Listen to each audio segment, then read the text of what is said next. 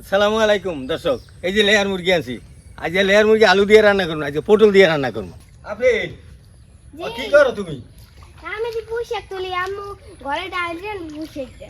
হ্যাঁ, ঘরে ডাল যাবে তোর আম্মু কাম আর কাম নাই গিয়ে পুঁই দিয়ে ডাল যাবে। আজ একটু মজা মজা খামু, দেখছো এই লেয়ার মুরগি আনছি। এই আজ পটল দিয়ে রান্না করতে খাও, তাড়াতাড়ি আও তুমি। আম্মুরে কবা ভালো করে রান্না করেছে, দাদা খাইবে। দর্শক দেখি আম্মু কিরমের পটল দিয়া মুরগির মাংস রান্ধে, আমি তো জীবনেও খাইনি। আরে আজ খাইলে মজা পাবা। যাও তুমি লই যাও, ঘরে লই যাও। পটল আর গোস্ত কুটতে লইছে, এবার রান্না করুন। তেল, দারচিনি, এলাইচ, পেঁয়াজ রসুন বাটা, আদা বাটা, হলুদের গুঁড়ো, মরিচের গুঁড়ো, জিরের গুঁড়ো, লবণ,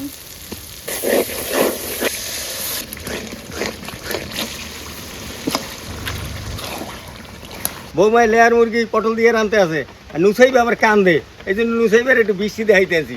এখন খুশি দেখছেন। তুমি লেয়ার মুরগি খাবা পটল দিয়া, সেই মজা হবে। এই কুম্বা পারবা? ওই যে কুম্বা গাছ। মাংসটা কষানো হয়ে গেছে, আমি দিয়ে দিলাম পটল।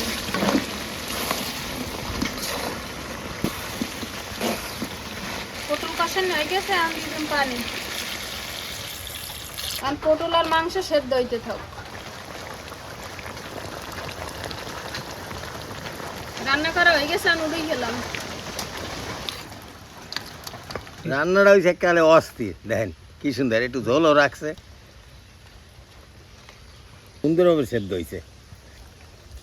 বিসমিল্লাহ, দেখছেন একবার তুলতুলে সেদ্ধ হয়েছে। কি কমু, অস্থির স্বাদ।